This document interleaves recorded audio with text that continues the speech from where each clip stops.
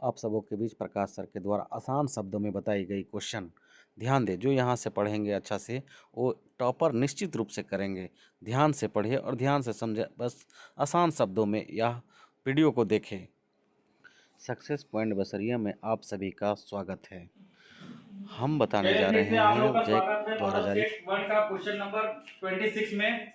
ध्यान देंगे जो जैक द्वारा जारी किया गया मॉडल सेट है, जो इसी टाइप से आप लोगों का इस 2023 में बोर्ड में एग्जाम में रहने वाली क्वेश्चन है और जैक द्वारा जारी किया गया है। ये सभी क्वेश्चन बहुत आसान है, केवल हम लोग को समझने की जरूरत है। बहुत ही आसान। क्या बोला जा रहा है वो देखिएगा। धरती पर एक मीनार खड़ा है। मीनार किस चीज पे खड़ा है? तो धरती पहले हम लोग देंगे, उसके बाद ये मीनार समझ लेंगे। ध्यान देंगे, धरती पर एक मीनार ऊर्ध्वाधर खड़ा है, तो धरती पर एक मीनार खड़ा है, इसको मीनार समझ लेंगे हम लोग। अब आगे पढ़ते हैं। धरती के एक बिंदु से, तो धरती का कोई एक बिंदु ले लेंगे, जो मीनार के पाद बिंदु, ये मीनार का पाद बिंदु है।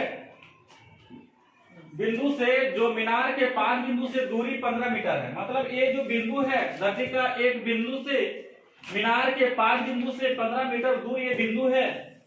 यहाँ 15 मीटर लगा दिए। आगे पढ़ते हैं। मीनार के शिखर का उन्नयन कोण 60 डिग्री है।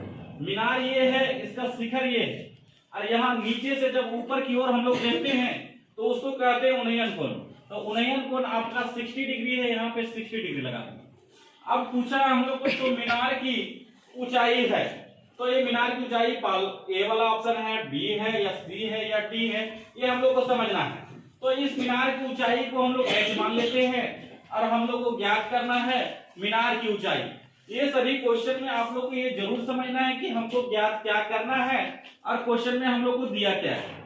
एक बार पुनः फिर चलते हैं। धरती पर एक मीनार ऊर्ध्वाधर खड़ी है और धरती के एक बिंदु से मीनार के पाद बिंदु की दूरी 15 मीटर है और मीनार के शिखर से इस बिंदु का उन्नयन कोण 60 डिग्री है और मीनार की ऊंचाई ज्ञात करना है। तो हम लोग को देखना है कि क्या दिया है। ये आधार दिया है और ये लंब दिया है। तो आधार बटा लंब देखना है या लंब बटा आधार देखना है। कल इस ट्रैक से फार्मूला भी बताए थे, LALKKA। तो हम लोग देखेंगे लंब बटा आधार किस में आता है। लंब बटा आधार हम लोग को 10 में आता है, ये 10 में आता है। हम लोग लिख देंगे 10 थीटा बराबर लंब बटा आधार। लंब बटा आधार 10 में आता है, 10 थीटा बराबर लंब बटा आधार। 10 का 10 डाल देंगे, थीटा में डाल देंगे 60 डिग्री और लंब में डाल देंगे h और आधार में डाल देंगे 15। और 10 60 डिग्री का मान सभी को याद होना चाहिए।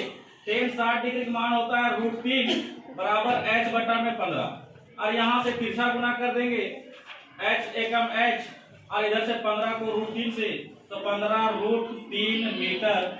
ये हम लोग को देखना है, हो जाएगा आंसर। कौन सा ऑप्शन में है? बी में।